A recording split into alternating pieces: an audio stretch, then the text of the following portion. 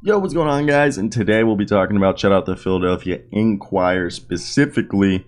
I don't even know who wrote this article. Keith Pompey. He talked about how the Philadelphia 76ers have failed to put a third star next to Joel Embiid. Let's talk about it. Because, look, an NBA title is needed for the Philadelphia 76ers, especially after the James Harden. But Joel Embiid and James Harden isn't the first time that this team has had to do it. Obviously, Joel and Ben Simmons. They wanted Markelle Fultz. They wanted Jimmy Butler, Al Horford, Tobias Harris, are all players that you can argue that the Sixers have tried to find a all-star trio for their all-star duo. And now that it's Ben Simmons is gone and it's a James Harden, Joel Embiid duo, I like Tobias Harris. Because think about this. People celebrated when Al Horford was traded back in December 8, 2020 to the Oklahoma City Thunder. People have continued to criticize Tobias Harris for not living up to the 5-year, $180 million contract he signed in July 2019. And the power forward, Tobias Harris, is eligible for a 3-year, $152.6 million extension this year, but instead of extending him, Tobias Harris could be used as a trade chip to acquire a third star if the team is willing to give back value for the remaining 2 years and $76 million left on his contract. While there are some critics of his contract, Harris never really has been given opportunities to show why he received that deal. The Sixers were attracted to Tobias Harris because he was basically a 20 points per game scorer who could rebound the ball. But the thing is Tobias Harris has continued and has been known as one of the better forwards at excelling in pick and rolls during his time with the Clippers. And at the time, he was pursued by the Brooklyn Nets, Sacramento Kings, Utah Jazz, Dallas Mavericks, as well as the Los Angeles Clippers, besides the Philadelphia 76ers.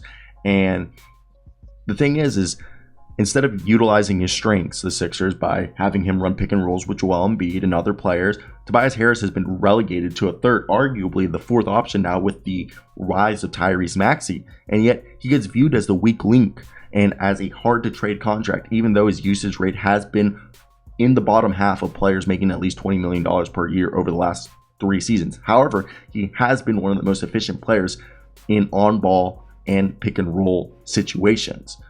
He even stepped up his overall level of play this year, averaging 17 points a game, 7.8 rebounds, 1.1 steals, almost a block game, while shooting 38.6% from the three-point line, 86.4% from the foul line. And this comes after Harris averaged 17.2 points, 6.8 rebounds, half a steal, half a block, while shooting 37% from three, 84% from the foul line during the regular season. Not bad for someone who's continued to make sacrifices while adapting his game to fit around a continuously flux of teammates, which have included Jimmy Butler, Al Horford, Ben Simmons, James Harden, Tyrese Maxey, while playing all for the Sixers. And now, obviously, a guy like Donovan Mitchell or Bradley Beal is awesome and would be cool to trade Tobias Harris for, but it's just hard to imagine the shooting guard duplicating those types of averages while playing alongside James Harden and Joel Embiid like a shooting guard like Bradley Beal or Donovan Mitchell.